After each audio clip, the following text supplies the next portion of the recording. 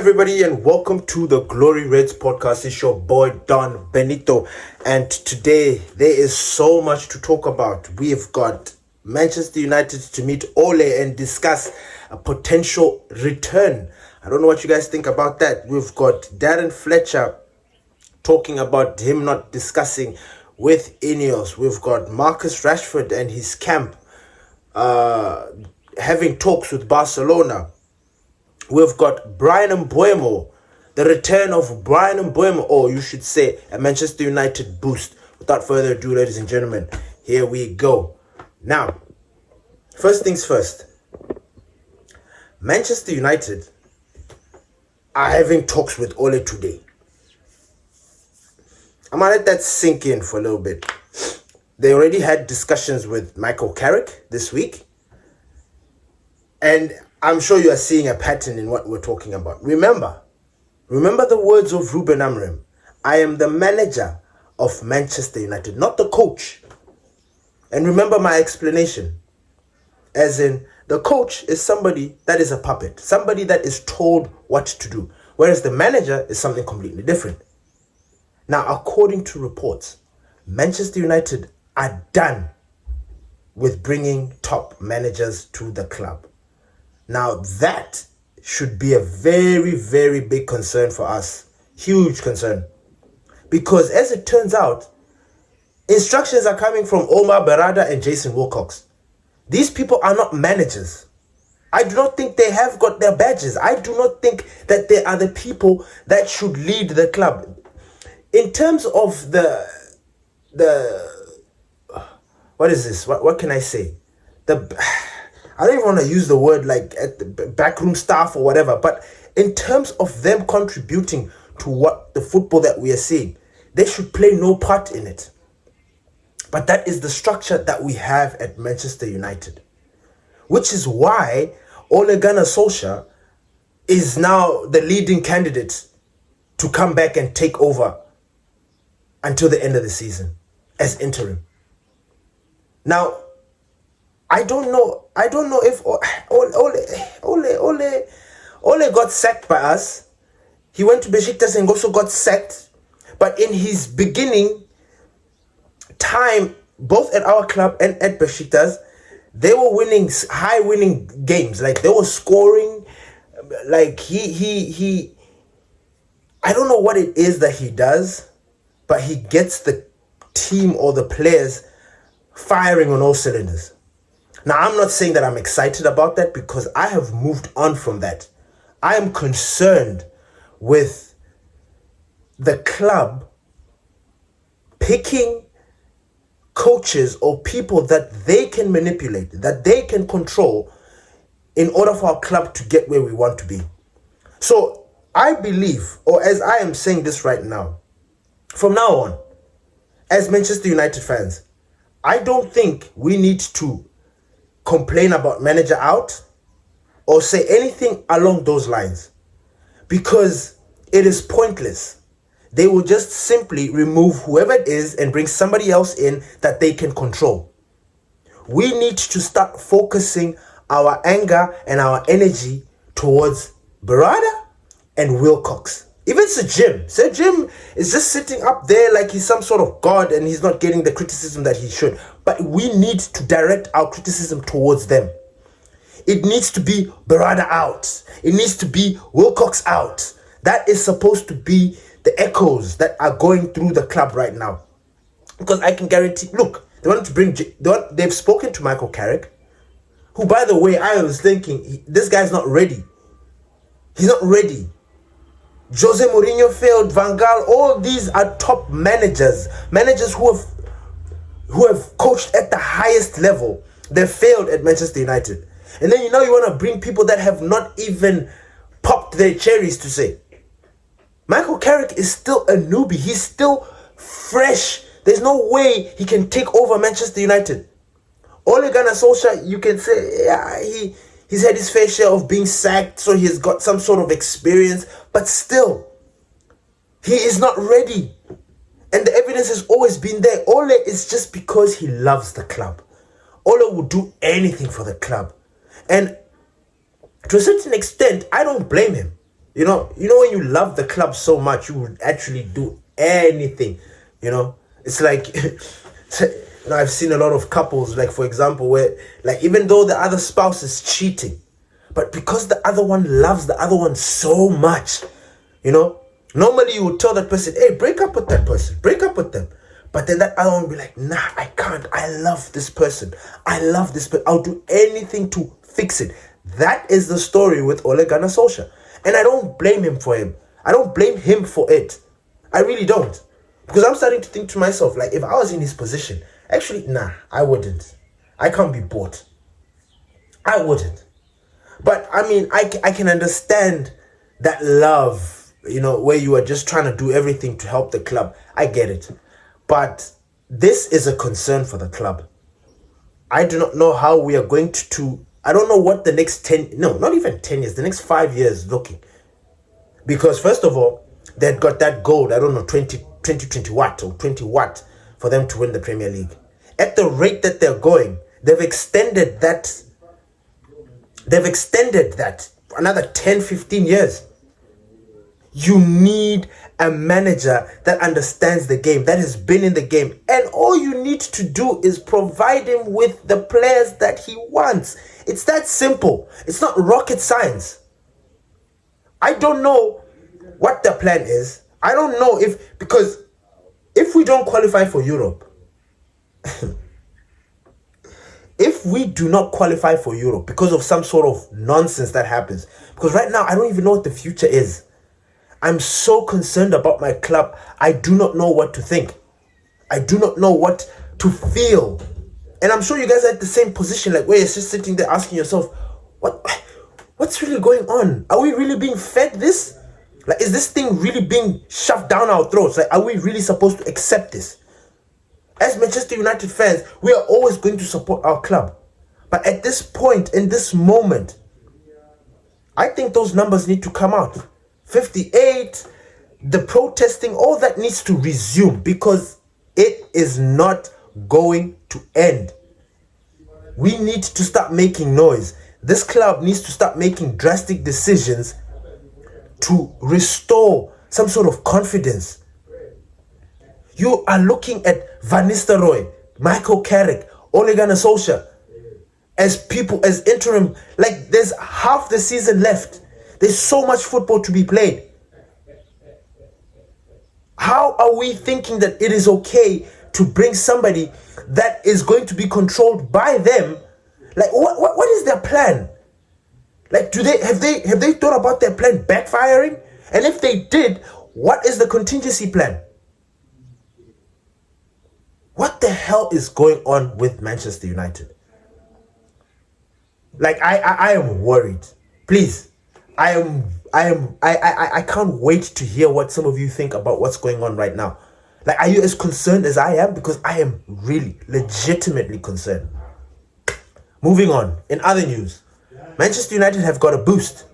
I don't know if this boost is going to be anything different. I don't know, because at the end of the day, we are being controlled or we're being coached by puppet masters. But it is a boost for the pitch, because Bryan Mbeumo is set to return to Manchester United. Why would you say that? Because they played Morocco yesterday and they were eliminated in the quarterfinal. So that is an immediate boost for us. I don't know how it's going to look for our system.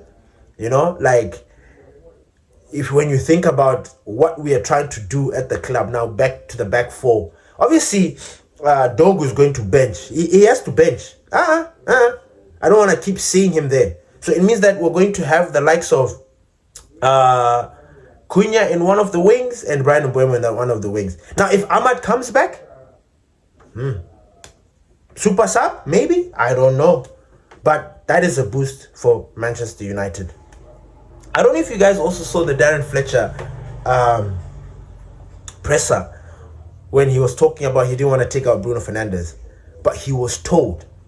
That sent chills down my spine. It did. I'm not saying that Darren Fletcher needs to stay there, but at the same time, it gives you another glimpse into the situation at Manchester United. These guys they're doubling down. Like, they are not letting out on this situation. They are saying, look, we are done. No more of this thing of super managers, the Tuchels.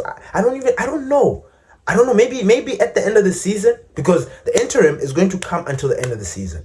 And I think at the end of the season, they're going to start needing to start discussing with, but then who are you going to bring in? Why didn't you try and do any of that? You look at that guy at Chelsea right now who's just been appointed. That guy is a Man United fan through and through. And he's not even hiding it. But now he's for Chelsea. I'm not saying that we should have gone for him. We're still yet to see what that guy is all about. But my concern is if he doesn't do particularly well at Chelsea, Manchester United will be kind of convinced that, because he's a United guy, let's go get him. You know what I'm saying? Like, that's the confusion that's in my club. I'm going to continue watching the games. That is no lie. I love my club. But the things that are happening, I just, like, I don't know how I'm going to be able to defend my club when fans come at us. Because the fans are there sharpening their tools. They're just ready for us. They do not want to accept or understand our circumstances. And because we are Manchester United, we are always going to get the flag for it. So as fans, you guys need to be prepared for that. You need to start preparing yourself mentally because it is about to be a battle. Moving on. Marcus Rashford. You know, I don't know. Something in the back of my mind at the time when Ruben Amorim was being sacked, I was starting to think that, maybe United are going to start trying to bring in all these players. Marcus Rashford. I know Sancho's gone. Sancho is done at the club because Manchester United have already confirmed that they're not going to renew or give him that extra year. So that that ship has sailed, and I'm happy about it. But Marcus Rashford, Rasmus Højlund, these are still two names that could possibly return to United should something happen. I don't know. But it has been confirmed that Barcelona want to keep Marcus Rashford beyond 2026. And a fee of 30 million euros is the package. You know, I was a little bit disappointed with that package. You know, Marcus Rashford, especially for the player that he is, how much we were paying him and what he was all about. I thought he was going to go for something like 30 or 40 euros. 30 or 40 euros. He's going for 30. 35 to 40, sorry. He's going for 30. That's basically peanuts. I don't know what player we are able to get with that kind of money. And in the Premier League, they use pounds. They don't play around.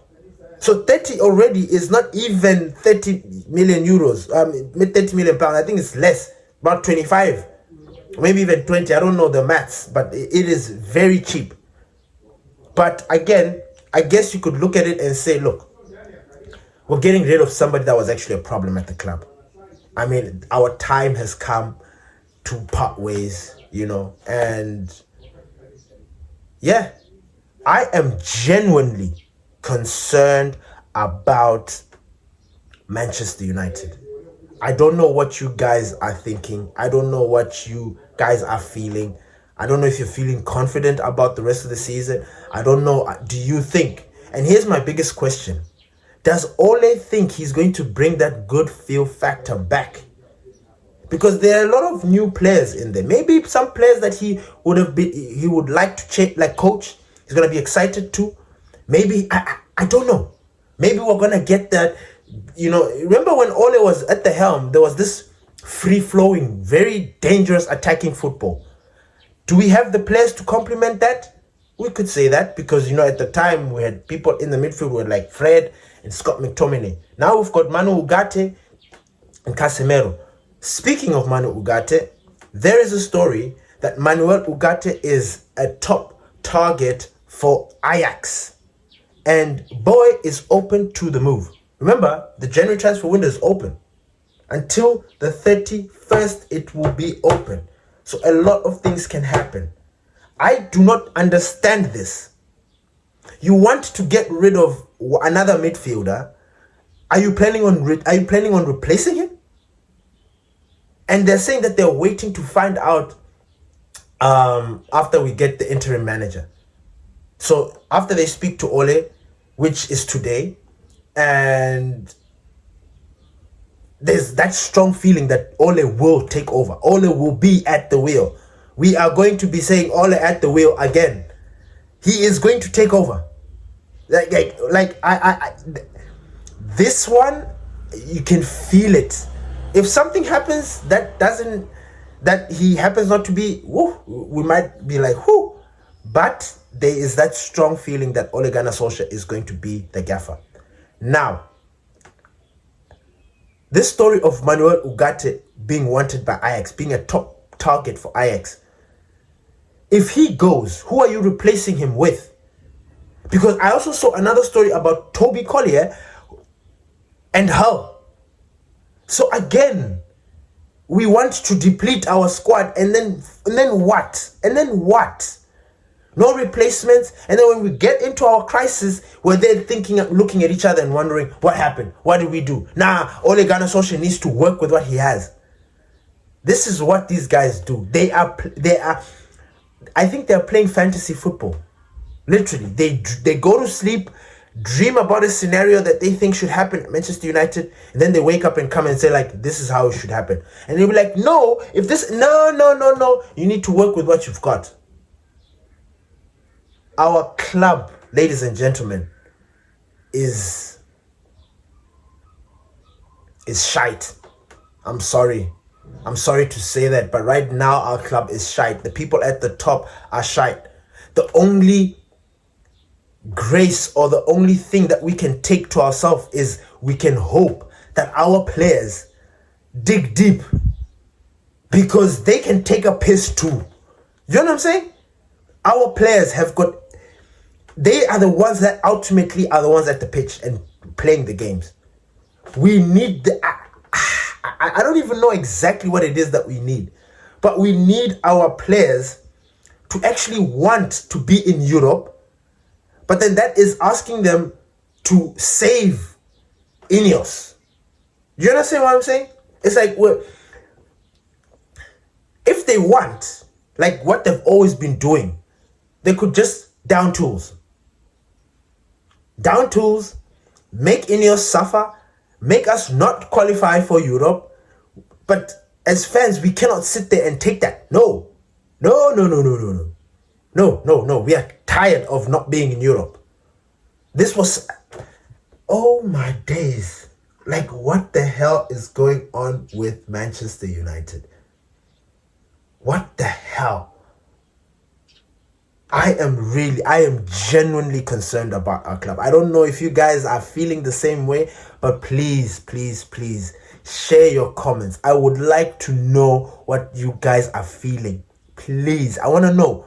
Are you guys scared? Are some of you confident? Let's discuss. Maybe some of you are going to say some things that make sense, that will make me see something in a very different light. You know what I'm saying? But as I sit right now and I'm talking to you, the only thing that I'm looking at is doom and gloom. Like, I'm just seeing disaster. Like, I'm just seeing like an Armageddon type of thing. Like, I was confident in us being fifth when we were under Ruben. I'm not anymore. I'm not.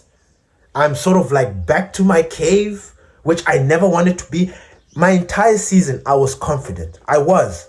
Regardless of what was happening, I was confident. I was confident that we're gonna be fifth. We're gonna qualify for Europe.